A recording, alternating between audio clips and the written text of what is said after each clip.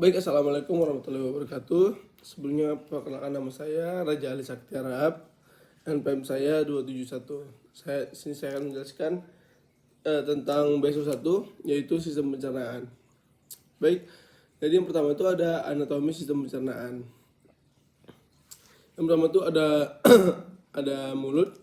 Di dalam mulut ini proses pengolahan makanan juga dibantu oleh air liur yang mengandung enzim amilase untuk memecah karbohidrat menjadi glukosa. Yang kedua ada kerongkongan dan esofagus yang merupakan saluran yang terdiri dari otot untuk menciptakan gerakan peristaltik agar mampu membawa makanan yang telah dihasilkan dari mulut menuju lambung. Terus yang ketiga ada lambung, merupakan anatomi sistem pencernaan manusia yang berbentuk menyerupai huruf J dan terletak di bagian perut bagian atas. Fungsinya ini adalah dalam sistem pencernaan adalah untuk mengolah makanan menjadi bagian-bagian yang lebih kecil dan berbentuk setengah padat. Yang keempat ada usus halus, di mana saluran pencernaan yang bertugas menyerap berbagai macam nutrisi dan makanan. Terus ada pankreas. Jadi pankreas ini menghasilkan enzim pencernaan guna memecah berbagai macam nutrisi dalam makanan. Terus ada hati. Organ ini berfungsi memproduksi cairan empedu untuk melarutkan lemak di dalam usus halus agar lebih mudah diserap oleh tubuh. Setelah itu ada kantong empedu. Ini adalah anatomi sistem pencernaan yang bertanggung jawab untuk menyimpan serta mengentalkan cairan empedu yang telah disekresikan oleh hati. Terus ada usus besar. Usus besar saluran yang memiliki panjang sekitar 1,5 meter dan terdiri dari 3 bagian, yaitu ada sekum, kolon, dan rektum. Organ pencernaan manusia ini bekerja dengan menyerap vitamin, air, serta elektrolit dari sisa makanan sebelum membentuk feses. Yang terakhir ada rektum dan anus. Jadi anatomi sistem pencernaan manusia yang terakhir adalah rektum dan anus. Rektum merupakan bagian terakhir dari usus besar yang berfungsi menyimpan feses sebelum dikeluarkan dari dalam tubuh. Yang kedua ada mekanisme sistem pencernaan atau tahapan-tahapannya. Yang pertama ada ingesti, organnya mulut, proses makanan dimasukkan dalam mulut, terus dikunyah oleh gigi dan dicampur air liur yang mengandung enzim amilase. Fungsinya mengubah karbohidrat menjadi maltosa. Yang kedua ada propulsi, organ faring dan esofagus. Prosesnya makan ditelan dan didorong ke lambung melalui gerakan peristaltik di esofagus. Fungsinya mengarahkan makanan ke lambung secara teratur. Yang ketiga ada pencernaan mekanik dan kimiawi. Di lambung enzim dan zat pepsin dan kedua itu asam klorida. Proses makanan diaduk menjadi bubur halus.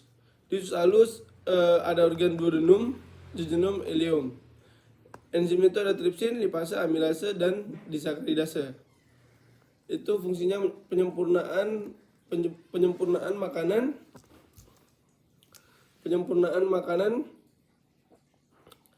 dan penyerapan zat gizi. Yang keempat ada absorpsi atau penyerapan organ usus halus, terutama ileum, fili dan mikrofili. Zat yang diserap adalah glukosa, darah, asam amino darah, asam lemak, dan gliserol limfa. Eliminasi pembuangan sisa organ usus besar itu kolon, rektum, anus. Proses air diserap yang pertama itu prosesnya air diserap kembali di usus besar, sisa makanan menjadi padat, feses kolon dan anus. Yang ketiga ada proses kimiawi dan mekanik. Pencernaan mekanik itu pertama definisinya proses ini melibatkan perubahan fisik makanan menjadi potongan yang lebih kecil tanpa mengubah komposisi kimianya. Prosesnya melibatkan gerakan fisik seperti mengunyah di mulut dan gerakan peristaltik di kerongkongan dan lambung. Tujuannya untuk agar lebih mudah dicerna secara kimiawi dengan memperluas permukaan makanan yang terpapar enzim pencernaan. Pencernaan kimiawi ini definisinya proses melibatkan pemecahan molekul menjadi molekul makanan menjadi molekul yang lebih sederhana. Prosesnya enzim pencernaan memecah karbohidrat, protein, dan lemak menjadi molekul-molekul yang lebih kecil seperti glukosa, asam amino, dan asam lemak. Tujuannya memastikan nutrisi dari makanan dapat diserap dan digunakan oleh tubuh.